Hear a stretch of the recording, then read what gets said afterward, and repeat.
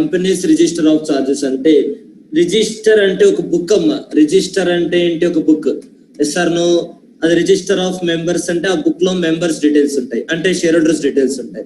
అలాగే register of debenture holders అంటే అందులో డిబెంచర్ హోల్డర్స్ డీటెయిల్స్ ఉంటాయి. అలాగే రిజిస్టర్ ఆఫ్ చార్జెస్ అంటే అందులో చార్జెస్ డీటెయిల్స్ ఉంటాయి. అంటే రిజిస్టర్ అంటే ఒక బుక్, రిజిస్టర్ అంటే ఒక బుక్. అంటే ఇప్పుడు దాకా మనం డిస్కస్ చేసింది ఏంటంటే ఆర్ఓసి దగ్గర ఉన్న బుక్ గురించి డిస్కస్ చేసాం. ఆర్ఓసి దగ్గర ఒక బుక్ ఉంటుంది. బుక్ అంటే వాళ్ళు ఫిజికల్ గా పేపర్ మీద కాకుండా ఆన్లైన్ లో మెయింటైన్ చేస్తారనమాట. Yes or no? అది. సో వేరే చార్జ్ ఈజ్ రిజిస్టర్డ్. ఇప్పుడు మనం ఎవరికి ఇంటిమేట్ చేసాం? ఇక్కడ కంపెనీ ఆర్ఓసికి ఇంటిమేట్ చేసింది కదా. Yes or no? First question లో అమ్మా, ఫస్ట్ క్వశ్చన్ లో కంపెనీ ఆర్ఓసికి ఇంటిమేట్ చేసింది కదా. అంటే వేరే చార్జ్ ఈజ్ రిజిస్టర్డ్, వేరే చార్జ్ ఈజ్ రిజిస్టర్డ్. అంటే ఇక్కడ ఏంటి అంటే చార్జ్ ఈజ్ రిజిస్టర్డ్ అంటే బుక్ లో ఎంట్రీ చేయడాన్ని రిజిస్టర్డ్ అంటారు. ఎవరు ఎంట్రీ చేశారు? రిజిస్ట్రార్ ఎంట్రీ చేశారు. అంటే గవర్నమెంట్ రికార్డ్స్ లో ఎంట్రీ చేశారు అనమాట. ఇలా కంపెనీ ప్రాపర్టీ మీద లోన్స్ తీసుకున్నారనేది గవర్నమెంట్ రికార్డ్స్ లో ఎంట్రీ చేశారు. అర్థమైందమ్మా?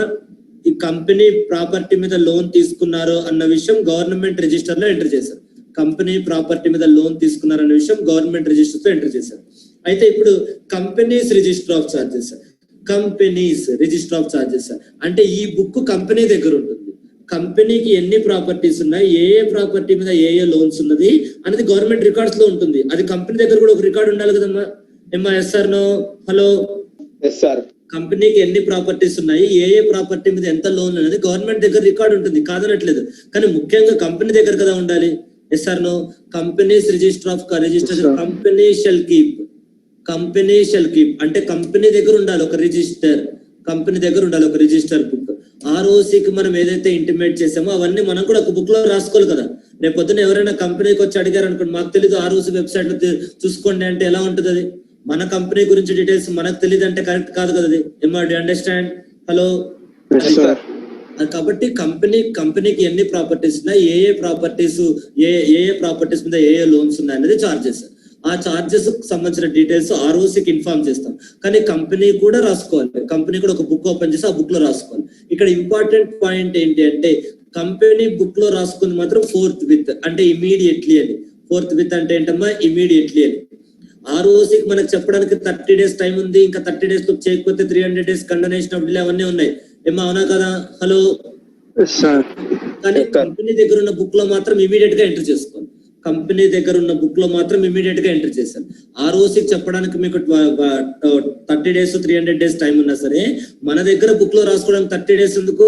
లోన్ ఏ రోజు అయితే తీసుకున్నామో అదే రోజు బుక్ లో రాసుకోవాలి. ఇలా లోన్ తీసుకున్నాము, ఈ సెక్యూరిటీ ఇచ్చాము అని చెప్పేసి. ఇమీడియట్ గా ఫోర్త్ విత్ అంటే immediately after the creation, modification or satisfaction. మనకు 3 ఉన్నాయి కదమ్మా: creation of charge, modification of charge, satisfaction of charge. Creation of charge, modification of charge, satisfaction of charge. 3 provisions ఉన్నాయి. Creation of charge, modification of charge or satisfaction of charge. ఈ 3 provisions ఉన్నాయి. Okay, అది. So కాబట్టి charge loan తీసుకున్నప్పుడు ఆ loan లో ఏదైనా changes జరిగితే తర్వాత లోన్ రీపే చేస్తే అదే కదమ్మా బేసికల్ గా creation, modification, satisfaction. Hello? Yes or no? Creation, modification, satisfaction. ఏది జరిగినా, లోన్ తీసుకున్నా, ఆ లోన్ లో టర్మ్స్ అండ్ కండిషన్స్ మార్చినా, లోన్ రీపే చేసినా, ఈ 3 ఈవెంట్స్ లో ఏది జరిగినా సరే ఇమీడియట్ గా ఎంటర్ చేయాలి.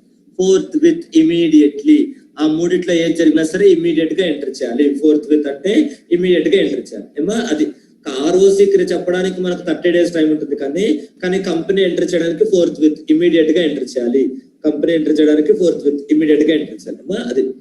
Next, such register shall include. అందులో ఏమేమి చార్జెస్ రాయాలి? All charges and floating charges registered with the register affecting any property or assets of the company or any of its undertakings and any property acquired subject to a charge as well as the particulars of modification of charge or satisfaction of charge. అయితే ఇక్కడ charges గురించి ఏమా? Creating charges, created కానీ, modified కానీ, satisfaction కానీ అన్ని enter చేయాలా? Yes or no? Modification చేసినా, సాటిస్ఫాక్షన్ చేసినా ఏమైనా ఎంటర్ చేయాలి. అయితే ఇక్కడ ఇంకొక కీ పాయింట్ ఏంటంటే ఇందులో ఎంటర్ చేయాల్సింది ఏంటంటే ఇది ఒక పాయింట్ చూడండి. Particulars of any property acquired subject to a charge. Particulars of any property acquired subject to a charge అంటే మనం ప్రాపర్టీ కొన్న తర్వాత ఆ ప్రాపర్టీని తాకట్టు పెట్టి లోన్ తెచ్చుకోవడం కాదు. వేరే వాళ్ళు ప్రాపర్టీని మనం కొన్నాం, వేరే వాళ్ళు తాకట్టు పెట్టారు. ఏమో? Do understand? హలో? ఇప్పుడు దాకా మనం ఏం చూసామంటే చూడండి ఇప్పుడు దాకా మనం ఏం చూసామంటే కంపెనీ లోన్ తెచ్చుకున్నారు. ఇప్పుడు దాకా మనం ఏం చూసామంటే కంపెనీ లోన్ తెచ్చుకున్నారు. ఓకే, కంపెనీ లోన్ తెచ్చుకొని ప్రాపర్టీ కొన్నారు, సెక్యూరిటీ ఇచ్చారు ప్రాపర్టీని. ఇప్పుడు ఏంటంటే వేరే వాళ్ళు ఎవరో లోన్ తెచ్చుకొని ప్రాపర్టీ కొన్నారు, ఆ ప్రాపర్టీని ఇప్పుడు మనం కొంటున్నాం. Yes or no? So first Rohit కొన్నాడు ప్రాపర్టీ, బ్యాంక్ లో లోన్ తీసుకొని ప్రాపర్టీ కొన్నాడు, రోహిత్ బానే ఉంది. తర్వాత విజయ్ కూడా ఒక ప్రాపర్టీ బ్యాంక్ లో లోన్ పెట్టి ఒక ప్రాపర్టీ కొన్నాడు. తర్వాత ఇప్పుడు విజయ్ దగ్గర ఉన్న ప్రాపర్టీ మళ్ళీ రోహిత్ కొంటున్నాడు. అంటే విజయ్ కొంటున్న రోహిత్ కొంటున్న ప్రాపర్టీ ఆల్రెడీ చార్జెస్ క్రియేట్ చేశాం. ఏమా yes or no? Hello, right. So అవి ఇక్కడ the particulars of any property acquired subject to charge. అంటే ఆల్రెడీ చార్జ్ క్రియేట్ చేసిన ప్రాపర్టీని మనం కొంటే ఆ చార్జెస్ కూడా బుక్ లో రాసుకోవాలి. అర్థమైందా? మనం చార్జ్ క్రియేట్ చేసినా వేరే వాళ్ళు చార్జ్ క్రియేట్ చేసినా ఎవరిదైనా అవసరం. ప్రస్తుతానికి అసెట్ ఎక్కడ ఉంది? బ్యాలెన్స్ షీట్ లో ఉంది. దాని మీద సెక్యూరిటీ ఉందా లేదా? ఉంది, అంతే. అది విజయ్ చేసాడా రోహిత్ చేసాడా ఏం అవసరం? రోహిత్ బ్యాలెన్స్ షీట్ లో అసెట్ కనిపిస్తున్నాయి, ఓకే. ఆ అసెట్ మీద చార్జ్ ఉందా? ఉంది. ఆ చార్జ్ ఉందా? ఉంది. ఎవరు లోన్ తీసుకున్నారు? విజయ్ లోన్ తీసుకున్నాడు. ఎవరు లోన్ తీసుకున్నారు, ఎవరు చార్జ్ క్రియేట్ చేశారో అది అనవసరం. బ్యాలెన్స్ షీట్, మన బ్యాలెన్స్ షీట్ లో అసెట్ ఉంది, ఆ అసెట్ మీద లోన్స్ ఉన్నాయి, అంతే. డి అండర్స్టాండ్? అర్థమైందమ్మా? హలో, మన బ్యాలెన్స్ షీట్ లో అసెట్ ఉంది, ఆ అసెట్ మీద లోన్స్ ఉన్నాయి, అంతే. చార్జెస్ లో రాసుకోవాలి. ఆ లోన్ రోహిత్ క్రియేట్ చేశాడా విజయ్ క్రియేట్ చేశాడా అనవసరం. విజయ్ లోన్ తీసుకొని కొన్న ప్రాపర్టీని విజయ్ నుంచి రోహిత్ కొన్నాడు. విజయ్ లోన్ తీసుకొని కొన్న ప్రాపర్టీని విజయ్ నుంచి రోహిత్ కొన్నాడు. ఇప్పుడు అర్థమైందమ్మా? Property acquired subject to charge అంటే మీనింగ్ ఏంటన్నది. హలో, అంటే ఇక్కడ నేను చెప్తుంది ఏంటంటే ఈ రిజిస్టర్ ఆఫ్ చార్జెస్ ఎవరు మెయింటైన్ చేస్తారు? రోహిత్ కంపెనీలో ఉంది, అవునా? ఈ రోహిత్ కంపెనీలో రిజిస్టర్ ఆఫ్ చార్జెస్ ఉంది. కానీ రోహిత్ ప్రాపర్టీ యాక్వైర్ చేస్తారు, ఎవరి నుంచి? విజయ్ నుంచి యాక్వైర్ చేస్తారు. Yes or no? That is the point. Okay, అది. సో కాబట్టి బ్యాలెన్స్ షీట్ లో చూడండి, ఇప్పుడు పీక్యూఆర్ లిమిటెడ్ ఉంది అనుకుందాం. పీక్యూఆర్ లిమిటెడ్ ఉంది, పీక్యూఆర్ లిమిటెడ్ ఉంది, బ్యాంక్ ఉంది, బ్యాంక్ వాళ్ళు. హలో సార్, ఇది ఓన్లీ మీ స్క్రీన్ కనబడిస్తుంది సార్, ఆ బోర్డ్ స్క్రీన్ కనిపించలేదు మీకు? లేదు సార్. మెటీరియల్ కనిపించలేదు ఇప్పుడు దాకా? ఓకే, లేదు సార్. ఓకే, అది మరి ఇందాక నేను అండర్లైన్ చేసిన కూడా చెప్పాలి కదా అప్పుడన్నా. ఓకే, సో ఇక్కడ అండర్లైన్ చేసుకున్నా. ఫోర్త్ విత్ కనిపించింది కదమ్మా సెకండ్ పాయింట్ లో, ఇదే కదా అండర్లైన్ చేసింది. Hello, forth. Next company shall keep the register of charges అన్నమా. కంపెనీ షల్ కీప్ కదా ఫస్ట్ లైన్ లో. That is the point. So forthwith అంటే ఇమీడియట్లీ. ఇప్పుడు దాకా నేను చెప్పిన పాయింట్ ఏంటంటే ఇది property particulars of property acquired subject to charge. Do understand? Particulars of property acquired subject to charge. ఇప్పుడు దాకా చెప్పింది అదే. అంటే చార్జ్ క్రియేట్ చేసే property acquired property subject to charge అంటే ఏంటంటే చార్జ్ క్రియేట్ చేసిన ప్రాపర్టీని మనం కొంటున్నాం, అది దాని అర్థం. ఆల్రెడీ చార్జ్ క్రియేట్ చేసిన ప్రాపర్టీని కొంటున్నాం. అంటే ఇప్పుడు ఏంటంటే చూడండి, లయబిలిటీస్, అసెట్స్. ఎస్ఆర్ లో బ్యాంక్ లోన్ ఇచ్చాడు, ఆ లోన్ తోటి మెషినరీ కొన్నాం. బ్యాంక్ లోన్ ఇచ్చారు, ఆ లోన్ తోటి మెషినరీ కొన్నాం, అయిపోయింది. తర్వాత డిఎఫ్ లిమిటెడ్ వాళ్ళు, ఇప్పుడు ఈ బ్యాంక్ వాళ్ళే డిఎఫ్ కూడా లోన్ ఇచ్చారు అనుకుందాం. ఈ బ్యాంక్ వాళ్ళే డిఎఫ్ కి కూడా లోన్ ఇచ్చారు అనుకుందాం. Liabilities, assets. ఆ లోన్ ఇక్కడ వస్తుంది, ఆ లోన్ తో కొన్న అసెట్ ఇక్కడ వస్తుంది, లోన్ తో వచ్చిన డబ్బులతో కొన్న అసెట్ ఇక్కడ వస్తుంది, మెషినరీ. ఏమా? SR no? సో అయితే ఇప్పుడు మనం డిస్కస్ చేసింది ఏంటంటే పీక్యూఆర్ లిమిటెడ్ వాళ్ళు రిజిస్టర్ ఆఫ్ చార్జెస్ మెయింటైన్ చేస్తున్నారు, అవునా? పీక్యూఆర్ లిమిటెడ్ వాళ్ళు రిజిస్టర్ ఆఫ్ చార్జెస్ మెయింటైన్ చేస్తున్నారు. ఇందులో ఈ ప్రాపర్టీ మీద ఉన్న చార్జెస్ డీటెయిల్స్ గురించి రాస్తారు, ఏమో అవునా? హలో, ఈ రిజిస్టర్ ఆఫ్ చార్జెస్ ఎవరు మెయింటైన్ చేస్తున్నారు? పీక్యూఆర్ వాళ్ళు. ఈ పీక్యూఆర్ వాళ్ళు మెయింటైన్ చేసే బుక్ లో రాస్తారు ఈ మెషినరీ మీద చార్జెస్ ఉన్నాయి అని చెప్పి రాస్తారు, మెషినరీ మీద చార్జెస్ ఉన్నాయని చెప్పి రాస్తారు. తర్వాత ఏంటంటే ఫర్ ఎగ్జాంపుల్ ఇది బిల్డింగ్ అనుకుందాం, మీకు కన్ఫ్యూజ్ అవుతుంది, ఏదైనా రాసుకోవచ్చు. ఫర్ ఎగ్జాంపుల్ మనం బిల్డింగ్ అనుకుందాం. ఇప్పుడు ఈ బిల్డింగ్ ని పీక్యూఆర్ వాళ్ళు కొంటున్నారు, ఇప్పుడు బిల్డింగ్ అని ఇక్కడ రాస్తాం. Yes or no? అంటే మన బ్యాలెన్స్ షీట్ అంటే బిల్డింగ్ ఉంది, కానీ ఈ బిల్డింగ్ మీద ఆల్రెడీ లోన్ ఉంది కదమ్మా. SR no? లోన్ ఉంది కదా బిల్డింగ్ మీద, అవునా? హలో, అంటే that is nothing but property acquired subject to charge. అంటే దీన్నే ప్రాపర్టీ సబ్జెక్టెడ్ టు చార్జ్ అంటున్నారు. ప్రాపర్టీ సబ్జెక్టెడ్ టు చార్జ్ అంటే దాని అర్థం ఏంటి? Property on which charge is created. Property subject to charge అంటే ఏంటమ్మా? Property on which charge is created. ఇప్పుడు ఆ ప్రాపర్టీని మనం యాక్వైర్ చేసుకున్నాం, ఏమో అవునా కదా? అలాంటి ప్రాపర్టీని మనం యాక్వైర్ చేసుకున్నాం. Yes or no? ఇప్పుడు అర్థమైందమ్మా? ప్రాపర్టీ యాక్వైర్డ్ సబ్జెక్ట్ చార్జ్ అంటే మీనింగ్ ఏంటనేది. Hello, property on which charge is created. property on which charge is created, on which charge is created, అది on which charge is created ఏమా అది ఆ ప్రాపర్టీని ఇప్పుడు మనం యాక్వైర్ చేసుకున్నాం. మరి అలాంటప్పుడు ఈ లోన్ డీటెయిల్స్ కూడా ఇందులో రాయాలి. మనం తీసుకోలేదు కరెక్టే, కానీ ఆ బిల్డింగ్ మన బ్యాలెన్స్ షీట్ లో ఉన్న బిల్డింగ్ మీదే కదా ఆ చార్జెస్ ఉన్నాయి. Yes or no? Hello, right. So కాబట్టి ఇప్పుడు ఏంటంటే ఈ బిల్డింగ్స్ మీద రిస్ట్రిక్షన్స్ ఏమేమి ఉన్నాయని చెప్పడానికి అంతే. కంపెనీ బ్యాలెన్స్ షీట్ లో ఉన్న అసెట్స్ మీద రిస్ట్రిక్షన్స్ ఏమేమి ఉన్నాయి, ఆ రిస్ట్రిక్షన్స్ మనం క్రియేట్ చేసామా ఇంకెవరు క్రియేట్ చేశారు అనవసరం. అర్థమైందమ్మా? ఈ రెండు చార్జెస్ ఏంటనేది. Hello, yes sir. సో ఈ సెకండ్ పాయింట్ గురించి నేను చెప్తుంది. సెకండ్ పాయింట్ గురించి చెప్తుంది. ప్రాపర్టీ సబ్జెక్ట్ టు చార్జ్ అంటే అది ప్రాపర్టీ సబ్జెక్ట్ టు చార్జ్ అంటే ఆ సెకండ్ పాయింట్ గురించి చెప్తున్నాడు. ప్రాపర్టీ సబ్జెక్ట్ టు చార్జ్ అంటే ఆ సెకండ్ పాయింట్ గురించి చెప్తున్నాడు. Okay, that is the point. Next, such register shall include all charges and floating charges registered in the register affecting any property or assets of the company or any of its undertaking. Okay, that is the point.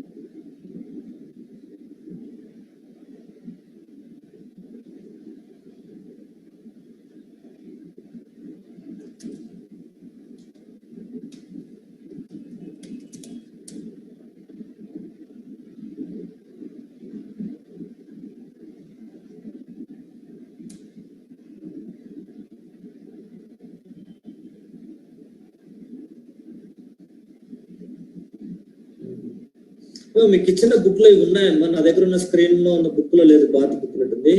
మీ దగ్గర ఇచ్చిన book లో ఇవి ఉన్నాయమ్మా. Fixed charges, floating charges ఒకసారి చూసుకోండి, ఉన్నాయా లేవా?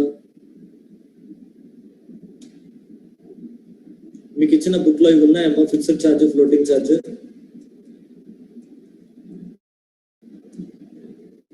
Hello, no sir. No sir, లేవా? సరే, అయితే ఫ్లోటింగ్ చార్జెస్ కూడా క్రియేట్ చేయాలి మనం. ఫ్లోటింగ్ చార్జెస్ కూడా ఇక్కడ చూడండి, company shall include all charges and floating charges అని ఇచ్చారు కదా, ఇది కూడా ఇంపార్టెంట్ అమ్మ. ఫ్లోటింగ్ చార్జెస్ మీద కూడా సపరేట్ క్వశ్చన్ రావచ్చు, ఫ్లోటింగ్ చార్జెస్ మీద కూడా సపరేట్ క్వశ్చన్ రావచ్చు. Okay, right, that will discuss. Floating charge అంటే ఏంటనేది మనం డిస్కస్ చేద్దాం. ఒక్క నిమిషం, ఇప్పుడే డిస్కస్ చేద్దాం. ఇంపార్టెంట్ క్వశ్చన్ అది, you cannot skip that point. ఆ ఫ్లోటింగ్ చార్జెస్ అంటే ఏంటనేది ఇంపార్టెంట్ క్వశ్చన్ అది. Fixed charge, floating charge.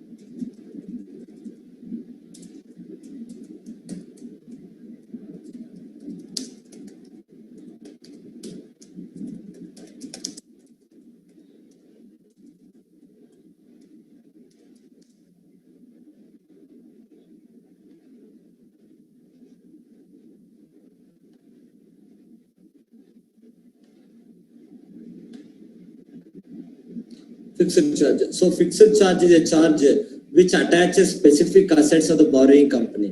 These assets of permanent nature. Emma, fixed charge is directly related to fixed charge is attached to specific assets. Attached to specific identified asset. Specific identified asset. Example, fixed charges. Tarvata fixed charges are usually created on fixed assets. fixed charges are usually created on fixed or permanent are called or permanent assets.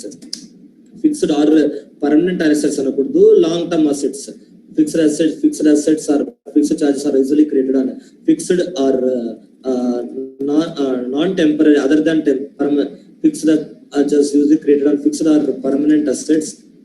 Permanent nature of assets, permanent nature of assets such as land, building, machinery, land, building, machinery, etc. Land, building, machinery, land, building, machinery. Adi land, building, machinery. Okay, so such as land, building, machinery. వాటి మీద fixed charge create చేస్తారు. అంటే general గా fixed charge అంటే fixed assets మీద create చేస్తారు, floating charge అంటే current assets మీద క్రియేట్ చేస్తారు. అదొక పాయింట్ గుర్తుపెట్టుకోవాలి మీరు. ఫిక్స్డ్ ఛార్జ్ అంటే ఫిక్స్డ్ అసెట్స్, ఫ్లోటింగ్ ఛార్జ్ అంటే current assets. Installed under identified at the time of creation. So when a charge is created, the charge remains fixed on the borrowing company. Okay, borrowing company cannot sell the assets on which fixed charge is created. Cannot sell the assets on which fixed charge is created. Fixed charge is created. అర్థమైందమ్మా? borrowing company cannot sell the assets on which fixed charge is created.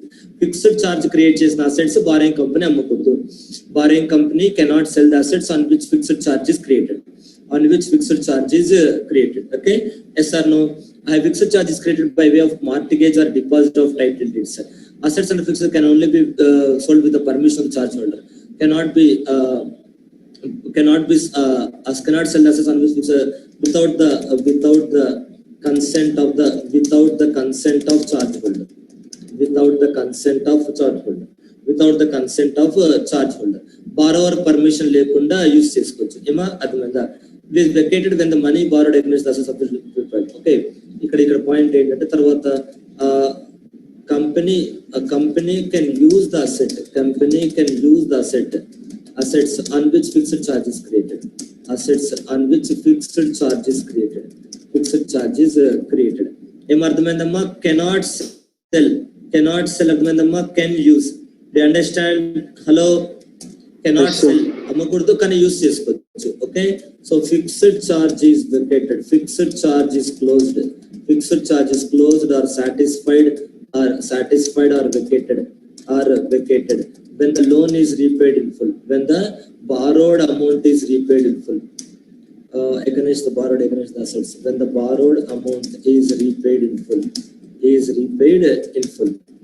అది when the borrowed amount is repaid in full. ఇది fixed charge అంటే these are the points. Okay, ఒక్కసారి చూసుకోండి. Fixed charge is attached to specific identified asset. Fixed charges are usually created on fixed or permanent nature of assets such as land, building, machinery. Borrowing company cannot sell the assets on which fixed charge is created without the consent of charge holder. Company can use the assets on which fixed charge is created. Fixed charge is closed or satisfied or vacated when the borrowed amount is repaid in full. అర్థమయ్యే my points? Specific identified asset అంటే particular గా చూపించాలి. ఈ machinery, ఈ building, ఈ land అని clear గా చూపించాలి. అర్థమైందా? Hello, yes sir. You understand? That is fixed charge. Next, floating charge చూస్తే కనుక the floating charge is created on assets which are of fluctuating nature like raw material, stock in trade, etc. Okay, is created. Okay, floating charge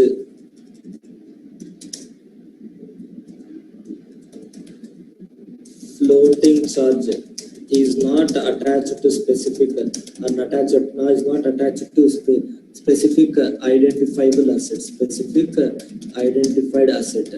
Okay, assets on which floating charge is created. Assets on which floating charge is created. Assets on which floating charge is created are defined by description, are only defined but not identified, are only defined but not identified. ఏమా inventory మీరు inventory సెక్యూరిటీగా ఇచ్చారనుకోండి, inventory అని చెప్తారు అంతే, చేత్తో చూపించారు ఈ ఇన్వెంటరీ అని చూపించారు. ఎందుకంటే ఆ ఇన్వెంటరీ రోజు ఉంటుంది, రేపు సేల్ చేస్తారు. అవునా? Yes sir no? Hello, banker మీద ఫిక్స్డ్ చార్జ్ క్రియేట్ చేసినప్పుడు చూపిస్తారు, సార్ ఇది నా మెషినరీ అని చెప్పేసి. అది అలాగే ఉంటుంది, ఫిక్స్డ్ అలాగే ఉంటుంది, రేపు పొద్దున అమ్మేరుగా. Yes sir no? అలాగే ఉంటుంది. కానీ ఇన్వెంటరీ అనుకోండి, ఇన్వెంటరీ అని చెప్పాలి, సార్ మా దగ్గర ఉన్న గోడౌన్ లో ఉన్న ఇన్వెంటరీ అంతా సెక్యూరిటీగా ఇస్తామని చెప్పాలి. కానీ అదిగోండి చూడండి, ఆ ఇన్వెంటరీ సెక్యూరిటీగా ఇస్తాం అని పాయింట్అవుట్ చేసి చెప్పగలరా? చెప్పలేము. ఎందుకంటే ఆ రోజు ఉన్న ఇన్వెంటరీ మళ్ళీ రేపు ఉండదు. Yes sir no? Hello, yes sir Right. కాబట్టి ఈ ఫ్లోటింగ్ చార్జ్ డిఫైన్ చేస్తారు అంతే, అంటే డిఫైన్డ్ బై డిస్క్రిప్షన్. అసెట్ యొక్క డిస్క్రిప్షన్ చూపిస్తారు కానీ స్పెసిఫిక్ ఐడెంటిఫై చేయరు. Only defined but not identified.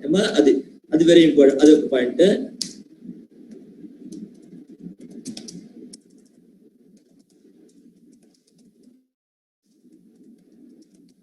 Created on fluctuating assets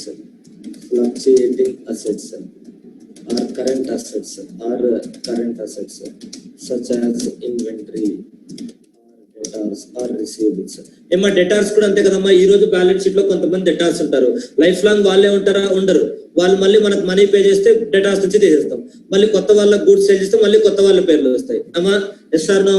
hello yes sir right. So కాబట్టి వాళ్ళు ఓన్లీ మనం ఐడెంటి ఫ్లక్చుయేట్ అవుతూ ఉంటాయి అన్నమాట, ఒకరే ఉంటారు ఎప్పుడు కూడా. కానీ మెషినరీ అలా కాదు కదా, ఈ రోజు ఒక మెషినరీ, రేపు ఒక మెషినరీ, ఈ రోజు ఒక ల్యాండ్, రేపు ఒక ల్యాండ్, అలా ఉండదు, ఎప్పటికీ ఒకటే ఉంటుంది అది. So borrowing company cannot cell the borrowing company can sell the assets. Floating charge is the assets under which floating charge keep on changing because the borrowing company is permitted to use them for producing financial products, goods for sale. In case of a company which the raw material adantha sodi.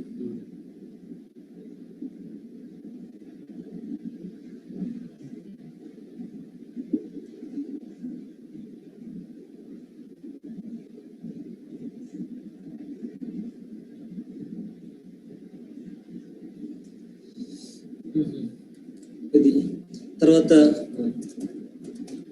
borrowing company can sell the assets on which floating charge is created in the ordinary course of business.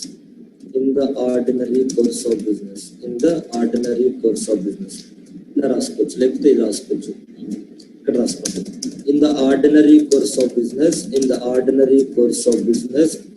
the borrowing company can sell the assets on which floating charge is created.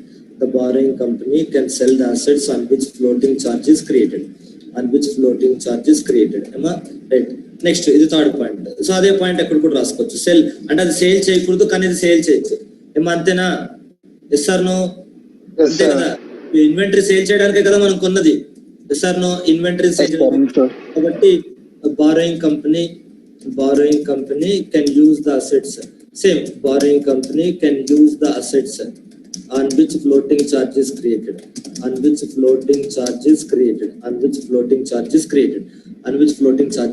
Emma adi. So fixed charge remains dormant until it becomes fixed or crystallizes. On crystallization, the security becomes fixed and is available for realization. Crystallization of floating charge may come in the. Okay, then this is a separate question. Okay, there is a separate question. Okay, next. Tarvata fixed charge is closed or satisfied or vacated when the borrowed amount is repaid in full. Emma, so I think ఇక్కడ ఇంకొక point ఏంటంటే ఇక్కడ మనం రాయాల్సింది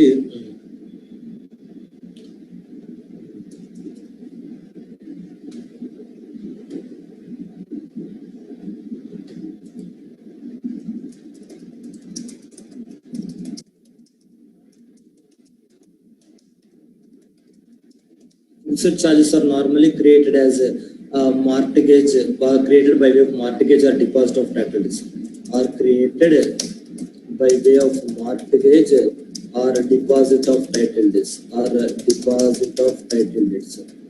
Fixed charges are normally created by way of mortgage or deposit of title deeds. Mortgage or deposit of title deeds. Next, floating charge is created by way of hypothecation or lien. Okay, floating charge is created by way of hypothecation or lien.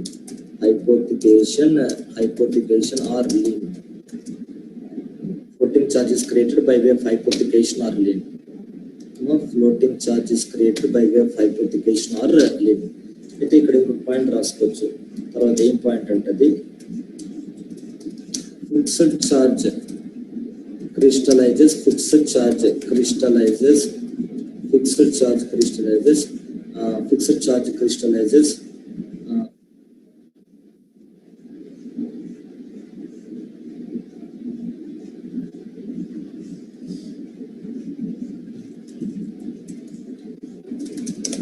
the fixed charge when the floating charge crystallizes, floating charge is normally dormant.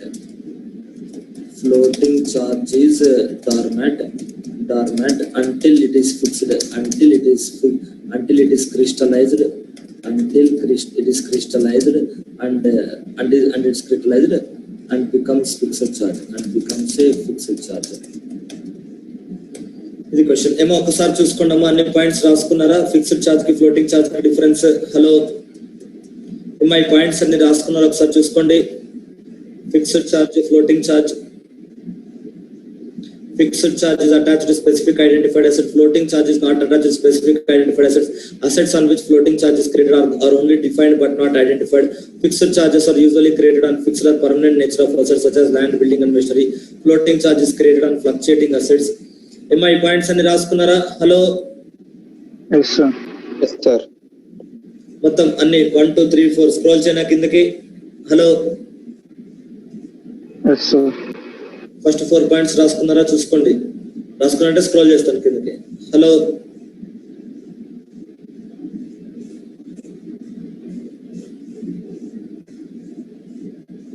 రాసుకున్నాం sir. అయిపోయిందా? 6 దాకా రాసుకున్నారు చూసుకోండి. Last 6 point దాకా. Yes sir, రాసుకున్నాం sir. Vijay, Rohit, Giridhar 6 point రాసుకుంటున్నాం sir. ఒక 1 minute రాసుకుంటారు, చెప్పు. అప్పుడు రాస్తాను. రోహిత్ నువ్వమ్మా?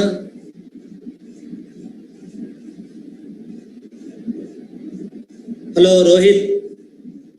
హలో, అదే రాసుకున్నావమ్మా? Okay okay right.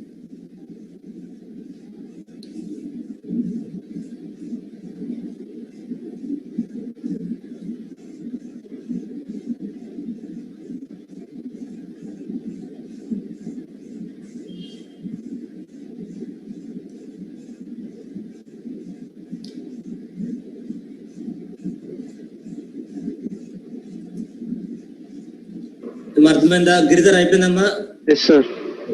సో ఇప్పుడు దీని కింద ఇంకో క్వశ్చన్ రాసుకోవాలి మనం. క్రిస్టలైజేషన్ ఆఫ్ ఫ్లోటింగ్ ఛార్జ్ అని, క్రిస్టలైజేషన్ ఆఫ్ ఫ్లోటింగ్ ఛార్జ్ అని ఒక క్వశ్చన్ వస్తుందమ్మా. That you should write. That is also important.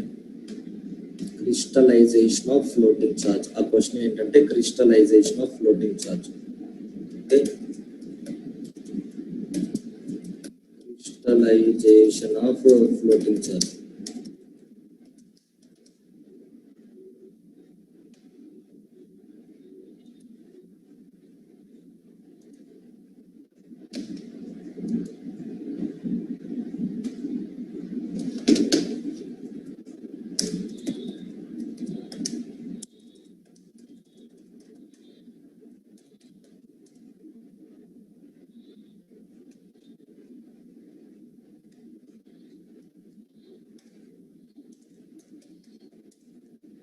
Crystallisation of floating charge. ఏమా ఇక్కడ మనం ఒక్కొక్క పాయింట్స్ రాసుకోవాలి. ఇది సపరేట్ సైడ్ హెడ్డింగ్ రాసుకుంటుంది. ఏమా క్రిస్టలైజేషన్ అంటే ఏంటి అంటే, ఇక్కడ క్రిస్టలైజేషన్ అంటే యాక్టివేట్ అవడం లాంటిది. క్రిస్టలైజేషన్ అంటే ఇట్స్ లైక్ యాక్టివేషన్ లాంటిది. సిమ్ యాక్టివేషన్ అంటారు కదా, సిమ్ యాక్టివేషన్ అంటారు కదా, ఆ టైప్ లో క్రిస్టలైజేషన్ అంటే ఇక్కడ it's is activation. Okay, crystallisation అంటే అది ఒక యాక్టివేషన్ అంటే. చూడండి చెప్తాను. Okay, so normally floating charge is a dormant charge. Floating charge is a dormant charge. Floating charge is a dormant charge. Floating charge is a dormant charge. Normally floating charge is a dormant charge. Okay, it becomes crystallized, it becomes fixed, it becomes fixed or crystallized, it becomes fixed or crystallized, it becomes fixed or crystallized or activated. ఏమో మీకు అర్థం కావడానికి రాస్తున్నాను. D ఇప్పుడు దాకా డార్మాట్ అంటే ideal గా ఉంది కదా. SR no? డార్మాట్ అంటే ఏంటి? డార్మాట్ అంటే ఏంటి? ఐడియల్ గా ఉండడం, ఏం పని లేకుండా ఖాళీగా కూర్చోడం. ఏమో మీకు ఉంటాయి కదా నార్మల్ బస్ స్టాండ్ కి వెళ్ళినప్పుడు డార్మెటరీస్ అంటారా? Yes or no? హలో, అంటే రెస్ట్ తీసుకోవడానికి ఉన్న ప్లేసెస్ కదా అమ్మవి. SR no? హలో. కాబట్టి డార్మాట్ అంటే అక్కడ ఐడియల్ గా ఉండడం, ఏమీ లేకుండా ఉండడం, ఐడియల్ గా ఉండడం. కానీ అది ఎప్పుడైతే యాక్టివేట్ అయిందో దాన్ని క్రిస్టలైజేషన్ అంటాం. యాక్టివేట్ అయిందో అయితే దాన్ని క్రిస్టలైజేషన్ అంటాం. ఓకే, అది. సో అంటే ఇప్పుడు మీరు నార్మల్ గా ఇన్వెంటరీ తీసుకుని ఇన్వెంటరీని సెక్యూరిటీగా ఇచ్చారు, ఇన్వెంటరీని సేల్ చేస్తున్నారు. కానీ బ్యాంకర్ వచ్చి ఏం అడ్డు చెప్పట్లేదు, ఇంటర్ఫీర్ అవ్వట్లేదు. బ్యాంకర్ ఖాళీగా చూస్తూ ఉన్నాడు అంతే. మీరు ఇన్వెంటరీ కొంటున్నారు, అమ్ముతున్నారు, బ్యాంకర్ అడ్డుపడట్లేదు. ఎందుకంటే అదే కదా మీ main business. Yes or no? Hello, మీ మెయిన్ Yes, sir. ఇన్వెంటరీ కొనే అమ్మడం, కాబట్టి బ్యాంకర్ అడ్డుపడట్లేదు. బ్యాంకర్ ఎందుకు అడ్డుపడట్లేదు అంటే రెగ్యులర్ గా వాళ్ళ ఇంట్రెస్ట్ ప్రిన్సిపల్ వెళ్ళిపోతుంది, వాళ్ళ ఈఎంఐ వాళ్ళకి వెళ్ళిపోతుంది. కాబట్టి ఇంకా బ్యాంకర్ ఎందుకు అడ్డుపడతాడు? ఏం అడ్డుపడు, సైలెంట్ గా ఉంటాడు. ఎప్పుడైతే మీరు ఇంట్రెస్ట్ ప్రిన్సిపల్ పే చేయడం ఆపేస్తారో అప్పుడు వచ్చి కదా వచ్చి ఇన్వెంటరీ ఆపేసి ఇది అమ్మకు నాకు ఇచ్చేసి అని చెప్తాడు. Yes or no? Hello. Yes, sir. So అంటే బ్యాంకర్ అప్పుడు దాకా చూస్తూ ఉన్నాడు అంతే, అమ్మండి ఇన్వెంటరీ అమ్మండి అని చూస్తున్నాడు. ఎప్పుడైతే వచ్చి స్టాప్ ఇంక ఇన్వెంటరీ అమ్మకు, నువ్వు నాకు లోన్ డిఫాల్ట్ చేయలేదు కాబట్టి నువ్వు బిజినెస్ చేయడానికి వీల్లేదు ఆపే అని ఎప్పుడైతే బ్యాంకర్ వచ్చి చెప్తాడో అప్పుడు ఫిక్స్డ్ ఛార్జ్ కాస్త ఫ్లోటింగ్ ఛార్జ్ కాస్త ఫిక్స్డ్ ఛార్జ్ అయిపోతుంది. ఇంకా ఆ తర్వాత అమ్మడానికి లేదు. మనం ఇప్పుడు దాకా ఎందుకు దాన్ని ఫ్లోటింగ్ ఛార్జ్ అన్నాం అంటే మనం సెక్యూరిటీగా ఇచ్చిన అసెట్ మారుతూ ఉంది కాబట్టి కదా ఫ్లోటింగ్ అన్నాం. ఎంఐఎస్ఆర్ నో? మనం సెక్యూరిటీగా ఇచ్చిన అసెట్ మారుతూ ఉంది అందుకనే కదా ఫ్లోటింగ్ అన్నాం. ఏమా అవునా కదా? Yes, sir. ఏమైందంటే ఒక్కసారిగా నువ్వు లోన్ రీపే చేయకపోయేసరికి బ్యాంకర్ వచ్చి ఇన్వెంటరీ ఆపేశాడు. ఇంకా ఆ సేల్ చేయకపోతే అలాగే ఉండి గోడౌన్ లో పెట్టు, నేను ఆక్షన్ సేల్ చేస్తాను అన్నాడు. అంటే ఇంకా అందులో మార్పు లేదు, అక్కడ ఫిక్స్ అయిపోయింది. అది ఏం అర్థమైందా? Hello, right. సో ఇప్పుడు దాకా ఫ్లోటింగ్ అవుతున్నది కాస్త బ్యాంకర్ రాగానే ఫిక్స్డ్ అయిపోయింది అనమాట. అది so it becomes fixed or crystallised అంటే అది, it becomes fixed or crystallised అంటే అది. Okay, and it becomes fixed or crystallised, it becomes fixed or crystallized. Okay, it becomes fixed or crystallized in the following circumstances, in the following events, in the following circumstances, in the following cases. అంటే అది ఎప్పుడు ఎలా అవుతుంది అంటే banker వచ్చి ఇంకా ఆపేసి inventory sale చేయకు అని చెప్పి బ్యాంకర్ అడ్డుపడితే అప్పుడు దాకా మారుతూ రోజుకు ఒక ఇన్వెంటరీ మారుతుంది, అప్పుడు దాకా ఆగిపోతుంది కదమ్మా మారకుండా. ఎంఐఎస్ఆర్ నో? హలో. Yes, sir. ఇప్పుడు దాకా రోజుకు ఒక ఇన్వెంటరీ మారుతుంది, ఈ రోజు ఒక రా మెటీరియల్ ఉంది, రేపు ఒక రా మెటీరియల్ వస్తుంది, మారుతూ ఉంటుంది. కానీ ఎప్పుడైతే బ్యాంకర్ నువ్వు ఆపే ఇంకా అమ్మొద్దు అన్నాడో అక్కడికి ఆగిపోద్ది, మారదు ఇంకా. కాబట్టి అది ఫిక్స్డ్ ఛార్జ్ కాస్త ఫ్లోటింగ్ ఛార్జ్ అయింది, ఫ్లోటింగ్ ఛార్జ్ కాస్త ఫిక్స్డ్ ఛార్జ్ అయింది. ఎప్పుడు అది అంటే ఈ సర్కమ్స్టెన్సెస్, వెన్ దోస్ అంటే these are the points. When those అది ఎలా అప్పుడు అది ఎప్పుడు జరుగుతుంది అంటే ఈ టైంలో జరుగుతుంది. ఏంటి? Crystallisation occur when the terms and conditions of floating charge are violated. ఏమా? Terms and conditions of charge violated. Terms and conditions of charge violated అంటే ఫ్లోటింగ్ ఛార్జ్ అంటే ఇన్వెంటరీ మారుతూ ఉంటుంది కానీ బ్యాంకర్ కి మనం ఒక లొకేషన్ ఇస్తాం, ఇది మా గోడౌన్, సరుకు ఇక్కడ ఉంటుందని. ఎందుకంటే బ్యాంకర్ ఎప్పుడైనా వచ్చి ఆపాలనుకుంటే బ్యాంకర్ తెలియాలి కదా సరుకు ఎక్కడ ఉందనేది. హలో, అవునా? బ్యాంకర్ మనం చెప్పాలి, సార్ ఇది మా గోడౌన్, మేము ఈ గోడౌన్ లో కొన్న రా మెటీరియల్ ఈ గోడౌన్ లో పెడతాం, ఇక్కడే ఫ్యాక్టరీ ఉంది, ఇక్కడే తయారు చేస్తాం, ఇక్కడ నుంచి వేరే హౌస్ పంపిస్తాం అని మనం ఒక ప్లేస్ చెప్తాం. అక్కడే తయారు చేయాలి, ఇంకెక్కడ బ్యాంకర్ తెలియకుండా దొంగతనంగా తయారు చేసి స్టోర్ చేయకూడదు. అవునమ్మా? Yes or no? Hello. So కాబట్టి పాయింట్ ఏంటంటే ఒకవేళ అలా చేసామనుకోండి, బ్యాంకర్ ఒక గోడౌన్ చూపించాం, రా మెటీరియల్ అక్కడ ఉంటుంది అని, సరే అని బ్యాంకర్ లోన్ ఇచ్చాడు. ఇప్పుడు కొన్న రా మెటీరియల్ 90% వేరే గోడౌన్ లో దాచిపెట్టి ఒక 10% మాత్రమే బ్యాంకర్ చూపించిన గోడౌన్ లో పెట్టామనుకో, అప్పుడు బ్యాంకర్ ని చీట్ చేసినట్టుగా. Yes or no? రైట్. కాబట్టి ఇప్పుడు ఇక్కడ పాయింట్ ఏంటి అంటే అలా వైలేట్ చేసినప్పుడు బ్యాంకర్ వచ్చి ఆపేస్తాడు, ఎక్కడ ఉన్నా నువ్వు ఇన్వెంటరీ అమ్మకూడదు.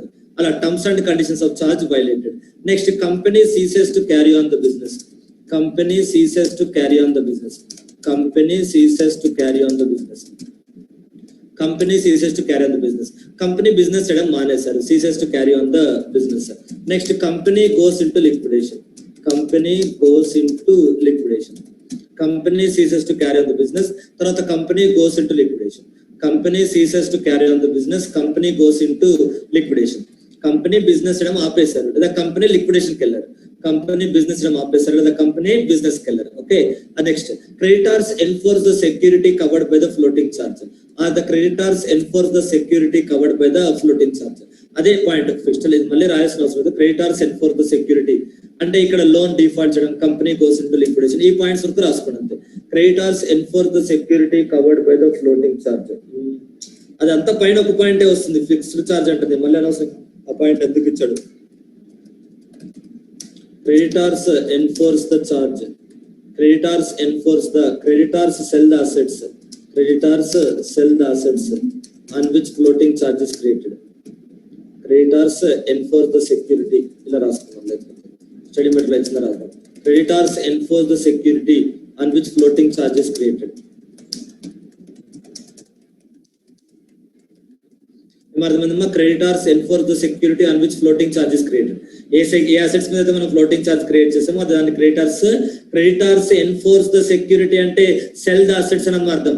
సెక్యూరిటీ అంటే అక్కడ అసెట్స్ ఏదైతే మనం అసెట్స్ తాకట్టు పెట్టామో అవి సెక్యూరిటీ అంటారు. దాన్ని ఎన్ఫోర్స్ అంటే సేల్ చేశారని అర్థం. You understand? హలో, దాన్ని సేల్ చేశారని అర్థం.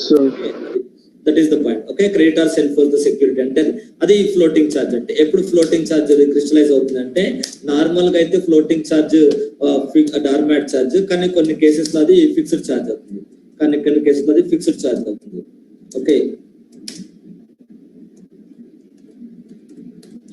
నెక్స్ట్ తర్వాత when the floating charge becomes crystallized, ఈ పాయింట్ అక్కడ రాయాలి. when the floating charge becomes crystallized, it is available for enforcement by the borrower, so that borrower money is repaid. Okay, so when the floating charge is crystallized,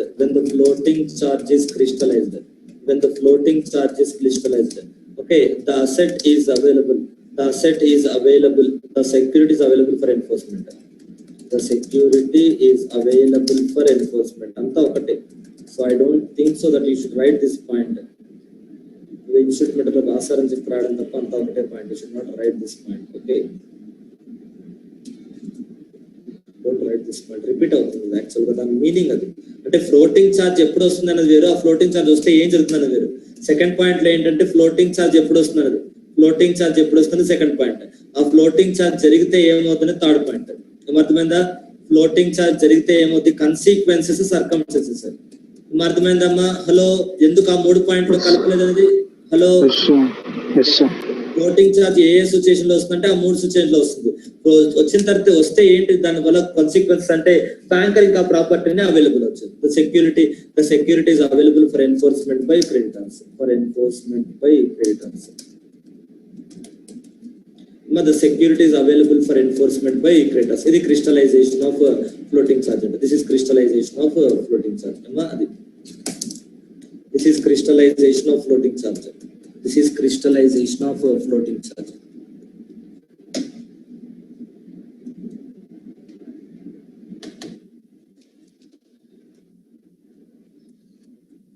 The crystallization of floating charge. That is crystallization of floating charge. Okay, next.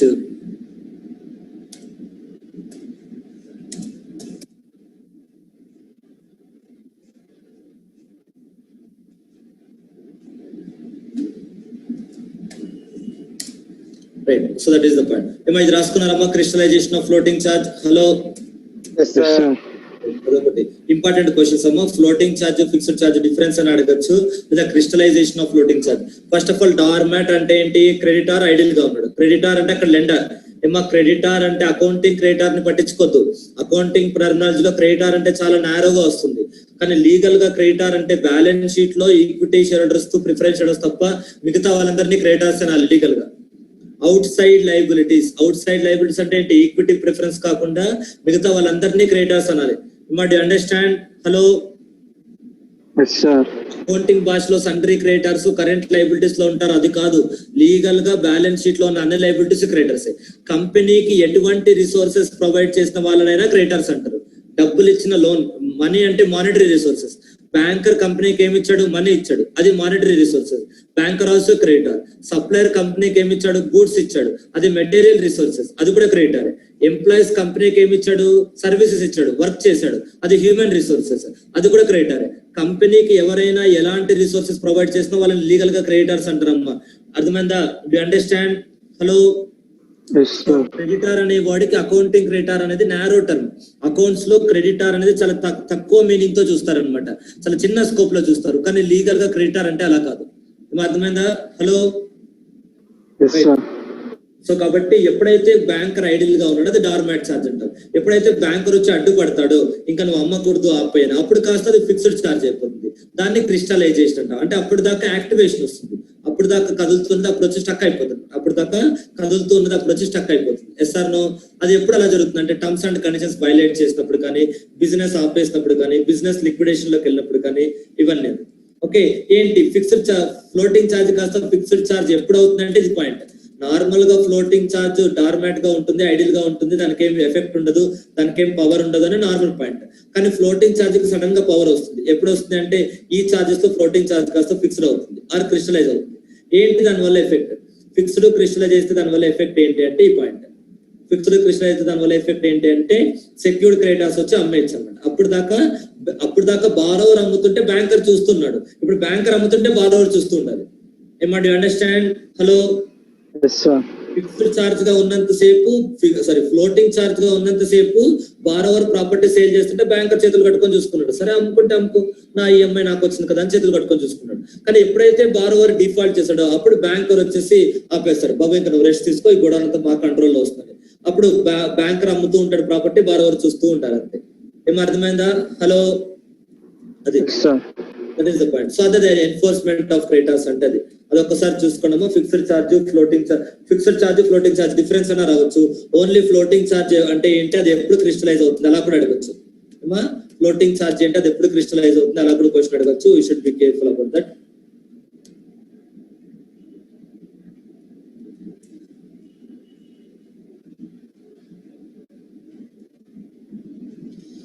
Next ఇప్పుడు అర్థమైందమ్మా ఇక్కడ register లో ఎందుకు floating charges చెప్పాల్సి వచ్చిందో? Hello, floating charges అంటే ఏంటి అర్థమైందా? Hello, Yes, sir. That is the floating charges. అంటే ఈ కంపెనీ మెయింటైన్ చేసిన రిజిస్టర్ ఆఫ్ ఛార్జెస్ లో అన్ని ఉండాలి. Fixed charges, floating charges, charge create చేసిన, మాడిఫై చేసిన, సాటిస్ఫై చేసిన, లేదా ఛార్జ్ మనం క్రియేట్ చేయలేదు, వేరే వాళ్ళు క్రియేట్ చేసిన ప్రాపర్టీ, వేరే వాళ్ళు ఛార్జ్ క్రియేట్ చేసిన ప్రాపర్టీని మనం కొన్నాం. అర్థమైందమ్మా? వేరే వాళ్ళు క్రియేట్ చేసిన ప్రాపర్టీ, వేరే వాళ్ళు ఛార్జ్ క్రియేట్ చేసిన ప్రాపర్టీని మనం కొన్నాం. అన్ని కూడా అందులో రికార్డ్ చేయాలి. ఏమా do understand? Hello, Yes, sir. That is the point. Next ఆ రిజిస్టర్ లో సైన్ చేయాలి. అంటే ఆ బుక్ లో ఎవరంటే వాళ్ళు ఎంట్రీస్ రావడానికి లేదు. ఆ బుక్ లో ఏం ఎంట్రీ చేసినా అది కరెక్ట్ అని సైన్ చేయాలి. అథెంటికేటెడ్ అంటే ఆ బుక్ లో ఏదైనా రాస్తారనుకోండి దానికి వ్యాలిడిటీ రాదు, దాని కింద ఎవరైనా సైన్ చేస్తేనే వ్యాలిడిటీ వస్తుంది. మరి అండర్స్టాండ్? Hello, Yes, sir. మీరు బుక్ లో ఏమన్నా రాసుకోండి దానికి వ్యాలిడిటీ ఉంటుంది, దాని కింద సైన్ చేస్తేనే వ్యాలిడిటీ ఉంటుంది. దాన్ని అథెంటికేటెడ్ అంటాం. ఏ డాక్యుమెంట్ అయినా, ఏ రికార్డ్స్ అయినా మనం నమ్మాలి అంటే ఆ రికార్డ్ మీద ప్రాపర్ పర్సన్ సైన్ చేయాలి, అప్పుడే దాన్ని నమ్మినట్టు. ఏమో అర్థమైందా? Hello, right. Yes, sir. Authenticated అంటే దాని వల్లే వ్యాలిడేటెడ్ అని అర్థం. అంటే బుక్ ఓపెన్ చేసి నాకు నచ్చింది నేను రాసుకున్నాను అనుకోండి, మా అమ్మాయి కొత్త పెన్ను కొనింది సరిగ్గా పడుతుందో పడట్లేదు చెప్పి రాసేస్తుంది అనుకోండి, అది వ్యాలిడ్ అయిపోద్ది? అవదుగా. సార్ నో, దాని కింద బుక్ లో ఒక డైరెక్టర్ సైన్ చేస్తేనే అది వ్యాలిడ్ అవుతుంది. డైరెక్టర్ కానీ, కంపెనీ సెక్రటరీ కానీ, ఎవరైనా బోర్డ్ ఆథరైజ్ చేసిన పర్సన్ ఎవరు సైన్ చేసినా అథెంటికేటెడ్ అవుతుంది. అథెంటికేటెడ్ అంటే అందులో ఏం రాసినా దానికి ఒక వ్యాలిడిటీ కలిగించాలి. ఈ సైన్ చేయకపోతే దాంట్లో మీరు ఏం రాసినా కోర్టులో చెల్లదు. అది మీరు నేను అగ్రిమెంట్ రాసుకున్నామమ్మా, మంచి స్టాంప్ పేపర్ మీద రాసుకున్నాం, పార్కర్ పెన్ను కొనుక్కొని రాసుకున్నాం, తర్వాత మీరు సైన్ చేయలేదు, నేను సైన్ చేయలేదు, కోర్టులో సబ్మిట్ చేస్తే ఒప్పుకుంటారా? No, sir. మీ పేరు ఉంది, నా పేరు ఉంది, ఫోటో ఉంది, కలర్ ఫోటో ఉంది, బ్లాక్ అండ్ వైట్ ఫోటో కాదు, ఇద్దరిది కలర్ ఫోటో ఉంది, కలర్ జిరాక్స్ ఉంది, మంచి పార్కర్ పెన్ తో రాశారు, అంతా తీసుకెళ్లి కోర్టులో పెట్టారు. కోర్టు ఒప్పుకుంటారా? ఒప్పుకోరుగా. కింద సిగ్నేచర్ కదా ఇంపార్టెంట్. ఏమో అవునా కదా? హలో, అవును సార్. సిగ్నేచర్ ఉంటేనే కదా ఏమో ఎఫెక్ట్, లేకపోతే ఎఫెక్ట్ లేదుగా. అది సో కాబట్టి పాయింట్ ఏంటంటే ఏ బుక్ లో ఏదో ఏ ఎంట్రీ వేసినా కింద దానికి ఒక వ్యాలిడ్ పర్సన్ సైన్ చేస్తుంటే దానివల్ల ఎఫెక్ట్ ఉంటుంది, అదర్వైజ్ దానివల్ల ఎఫెక్ట్ ఏముంటుంది. అది అంటే రిజిస్టర్ లో మీరు రాసిన ఏం ఎంట్రీస్ రాసినా దానికి ఒక శాంటిటీ, ఒక వ్యాలిడిటీ కలిగించాలంటే డైరెక్టర్ సైన్ చేయాలి. అది లేకపోతే ఇంకా మీరు ఏది రాసుకున్నా లీగల్ గా చెల్లదు. కామన్ సెన్సే కదమ్మా. హలో, ఎవరు రాస్తారని మాకు తెలియదు అంటారు. అక్కడ బుక్లు అక్కడ ఉన్నా సరే ఏ ఎంప్లాయీ రాసాడో మాకు తెలియదు అంటారు డైరెక్టర్స్.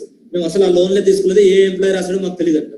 అర్థమైందా? సో కాబట్టి అలా డినై చేయకూడదు, కింద ఒక ప్రాపర్ పర్సన్ సైన్ చేయాలి. ఏమా అది that is the point. A copy of the instrument creating the charge shall also be kept at the register.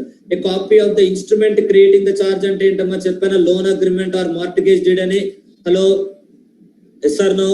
A copy of the instrument creating the charge అంటే loan agreement or mortgage deed, loan agreement or mortgage deed. అది అర్థమైందా? ఒక loan agreement లేదా mortgage deed, ఒక loan agreement లేదా mortgage deed అన్నమాట. Okay, అది a copy of the instrument creating the charge shall also be kept at the register office of the company along with the register of charges. అంటే book పెట్టాలి, ఆ book లో రాసిన entries కి proof ఉండాలి కదా లోన్ అగ్రిమెంట్ అని. Yes or no? Hello, so అది అంటే ఒక బుక్ లో లోన్ డీటెయిల్స్ రాయాలి, ఆ లోన్ డీటెయిల్స్ రాసినాక అగ్రిమెంట్ ని ప్రూఫ్ గా అటాచ్ చేయాలి, అది కూడా అక్కడే ఉండాలి. నెక్స్ట్ అయితే ఇక్కడ బుక్ ఉండాలి, ఆ బుక్ కు లోన్ అగ్రిమెంట్ అటాచ్ చేయాలి. కాకపోతే బుక్ పర్మనెంట్ గా ఉంటుంది, ఇన్స్ట్రుమెంట్ ఏమో 8 years ఉంటుంది, రిజిస్టర్ ఏమో పర్మనెంట్ గా ఉంటుంది, రిజిస్టర్ ఏమో పర్మనెంట్ గా ఉంటుంది. ఆ బుక్ పర్మనెంట్ గా ఉంటుంది. ఒక లోన్ పోతే ఇంకొక లోన్ రాస్తాం. కానీ ఇన్స్ట్రుమెంట్ అనుకోండి, ఇన్స్ట్రుమెంట్ క్రియేటింగ్ ద చార్జ్ ఇదేమో 8 years ఉంటుంది. ఏమో yes or no? Instrument creating the charge ఏమో 8 years ఉంటుంది. ఇన్స్ట్రుమెంట్ క్రియేటింగ్ ద చార్జ్ ఏమో 8 years ఉంటుంది. బుక్ ఏమో పర్మనెంట్ గా ఉంటుంది. But you understand? Hello, instrument ఏమో 8 years ఏమో పర్మనెంట్ గా ఉంటుంది. అది ఎందుకంటే బుక్ ఎందుకు పర్మనెంట్ గా ఉంటుంది? ఒక లోన్ రీపే అయిపోతే మళ్ళీ ఇంకొక బ్యాంక్ తో ఇంకొక లోన్, ఇంకొక అసెట్, అంటే ఆ లోన్ తీసుకునే ప్రక్రియ జరుగుతూనే ఉంటుందా? SR no? హలో, కాబట్టి ఆ బుక్ ఉండాలి. కానీ లోన్ అగ్రిమెంట్ అంటే ఒక లోన్ కి సంబంధించిందే కదా. రిజిస్టర్ అంటే ఒక లోన్ కి సంబంధించింది కాదు కదా. అందులో ఏ లోన్స్ అయినా రాసుకోవచ్చు కదా. But you understand? Hello, loan agreement అంటే ఓన్లీ ఒక లోన్ కి సంబంధించింది. కాబట్టి ఆ లోన్ రీపే చేయగానే 8 years వరకు ఉంటుంది. లోన్ తీసుకున్నప్పటి నుంచి 8 years కాదు, లోన్ రీపే చేసినప్పటి నుంచి 8 years. But you understand? Loan తీసుకున్నప్పటి నుంచి 8 years కాదు, లోన్ రీపే చేసినప్పటి నుంచి 8 years.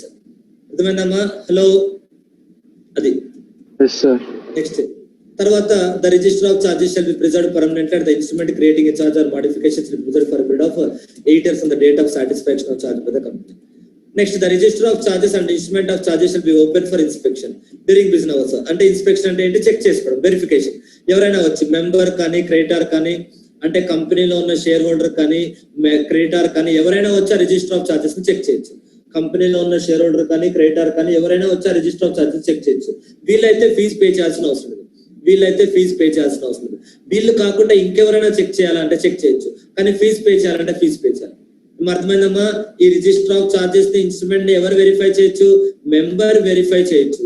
అంటే ఏ షేర్ హోల్డర్ అయినా వెరిఫై చేయొచ్చు. ఫీజు కట్టాలా? అవసరం లేదు. క్రెడిటార్ వెరిఫై చేయొచ్చు. ఎస్, ఫీజు కట్టాలా? అవసరం లేదు. క్రెడిటార్స్ కాకుండా అదర్ పర్సన్స్ వెరిఫై చేయొచ్చా? వెరిఫై చేయొచ్చు. అదర్స్ ఫీజు కట్టాలా? ఎస్. ఏమా? Do understand? అర్థమైందమ్మా ఇది? హలో, అంటే కంపెనీ దగ్గర ఉన్న రిజిస్టర్ ఆఫ్ చార్జెస్ అనేది ఎవరైనా వెరిఫై చేయొచ్చు. మెంబర్స్ కానీ, క్రెడిటార్స్ కానీ, అదర్స్ కానీ ఎవరైనా చెక్ చేయొచ్చు. కానీ మెంబర్స్, క్రెడిటార్స్ చెక్ చేస్తే ఏం డబ్బులు కట్టాల్సిన అవసరం లేదు. మెంబర్స్, క్రెడిటార్స్ కాకుండా ఇంకెవరైనా అదర్ పర్సన్స్ చెక్ చేస్తే ఫీజు పే చేయాలి. ఓకే, అది అర్థమైందమ్మా ఈ పాయింట్? హలో, అది ఇన్స్పెక్షన్ అంటే అది రిటెన్షన్ ఇన్స్పెక్షన్. ఓకే,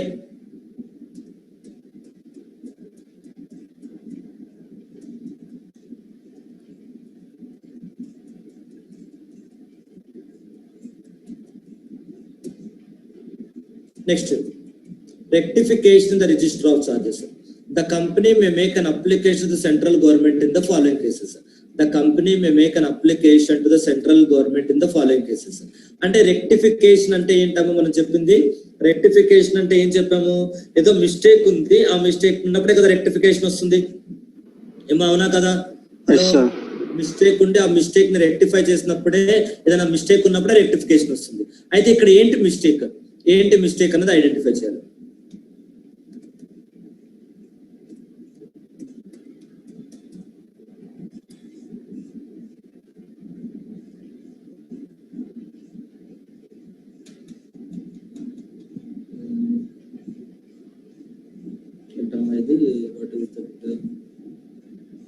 చార్జెస్ కదా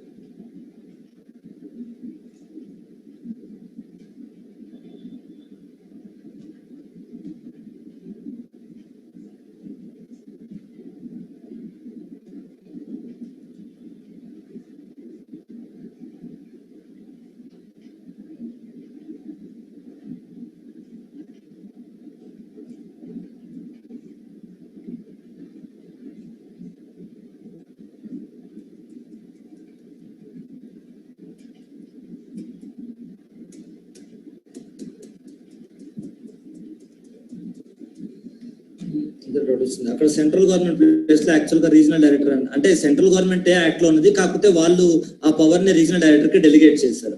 ఆ పవర్ ని వాళ్ళు రీజనల్ డైరెక్టర్ కి డెలిగేట్ చేశారు. అది అంటే ఓల్డ్ యాక్చువల్ గా అమెండ్మెంట్ జరిగింది ఆ ప్రొవిజన్ లో. ఓల్డ్ ప్రొవిజన్ డెలిగేట్ చేశారు, కానీ ఆ డెలిగేషన్ అనేది న్యూ ప్రొవిజన్ కూడా అప్లికబుల్ అవుతుంది. ఓల్డ్ ప్రొవిజన్ ని డెలిగేట్ చేశారు, కానీ ఆ ప్రొవిజన్ అనేది న్యూ డెలిగేషన్ అనేది న్యూ ప్రొవిజన్స్ కూడా అర్థమవుతుంది. అర్థమైందా? హలో, ఓల్డ్ ప్రొవిజన్ వాళ్ళు డెలిగేట్ చేశారు, కానీ ఆ డెలిగేషన్ అనేది న్యూ ప్రొవిజన్స్ కూడా అప్లికబుల్ అవుతుంది. Yes or no? అది the company may make an application central government the following cases. omits to file the particulars of creation, modification or charges. అంటే మనం చెప్పాం కదా 300 days లో ఫైల్ చేయలేదని. Yes or no? Hello, yes sir. 300 days లో file చేయలేదు, delay చేసాము. అది విత్ ఇన్ ద టైం అంటే 300 days లో ఫైల్ చేయలేదు, తర్వాత చేసాము. అసలు ఫైల్ చేయకపోతే omits to file not filed within required time. రెండు ఒకటే మీనింగ్ వస్తాయి. Next, omits to file the particulars of any property acquired subject to which is subject to charge. ఇది చెప్పాను కదమ్మా, మనం చార్జ్ క్రియేట్ చేయలేదు, వేరే వాళ్ళు క్రియేట్ చేసిన చార్జ్ క్రియేట్ చేసిన ప్రాపర్టీని మనం కొన్నాం. అది కూడా మనం ఆర్ఓసికి ఇన్ఫార్మ్ చేయాలి కదా. ఎంఐఎస్ఆర్ నో? Yes sir. మనం చార్జ్ క్రియేట్ చేయలేదు, వేరే వాళ్ళు చార్జ్ మనం కొన్నాం అనుకోండి, అది కూడా ఆర్ఓసికి ఇంటిమేట్ చేయాలి. ఓకే, అది నెక్స్ట్. ఒకవేళ ఇంతకుముందు ఫైల్ చేసిందంటే ఏదైనా మిస్టేట్మెంట్ ఉంది అనుకోండి, అది రెక్టిఫికేషన్.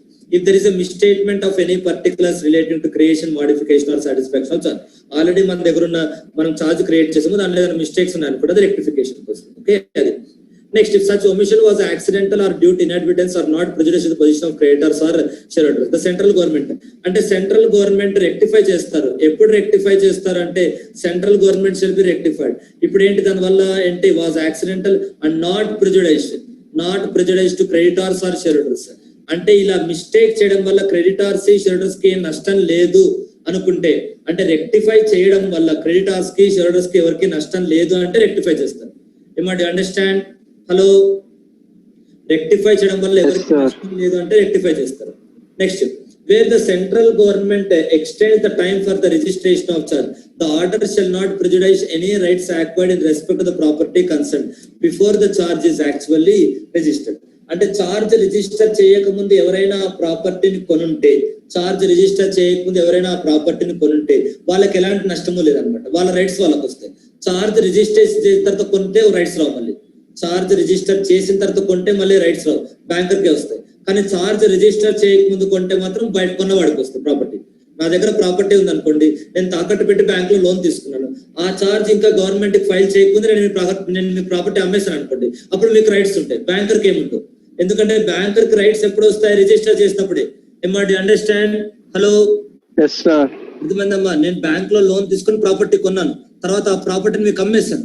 ఇప్పుడు మీకు రైట్స్ ఉంటాయా? బ్యాంకర్ కి? ఇద్దరు నాకు డబ్బులు ఇచ్చారు, అమ్మినందుకు మీరు నాకు సేల్ ప్రైస్ ఇచ్చారు, బ్యాంకర్ నాకు లోన్ ఇచ్చారు, ఇద్దరు నాకు డబ్బులు ఇచ్చారు, కానీ నా దగ్గర ఒకటే అసెట్ ఉంది. ఇప్పుడు ఆ అసెట్ మీద ఎవరికి రైట్ ఉంటుంది అంటే, ఆ అసెట్ చార్జ్ రిజిస్టర్ చేస్తుంటే బ్యాంకర్ కి రైట్ ఉంటుంది, రిజిస్టర్ చేయకపోతే బయర్ కి రైట్ ఉంటుంది. ఎంఆర్ అండర్స్టాండ్? హలో, అది నెక్స్ట్. అర్థమైందమ్మా? నేను ప్రాపర్టీ కొన్నాను, ఆ ప్రాపర్టీ మీద లోన్ తీసుకున్నాను, బ్యాంకర్ దగ్గర నుంచి డబ్బులు, ఆ ప్రాపర్టీని సెక్యూరిటీగా ఇచ్చాను, అదే ప్రాపర్టీ మళ్ళీ మీకు అమ్మాను. ఎందుకంటే ఇంకా బ్యాంకర్ దగ్గర నుంచి తీసుకున్న లోన్ మీకు తెలియదు, ఎవరికి తెలియదు, గవర్నమెంట్ కూడా తెలియదు, నేను ఎవరికి ఇన్ఫార్మ్ చేయలేదు, కాబట్టి మీకు తెలియదు. కాబట్టి మీకు తెలియక నా ప్రాపర్టీ పర్చేజ్ చేశారు అనుకోండి, అప్పుడు మీరు ఇన్నోసెంట్ కాబట్టి మిమ్మల్ని ప్రొటెక్ట్ చేయాలి. ఏమా? SR no?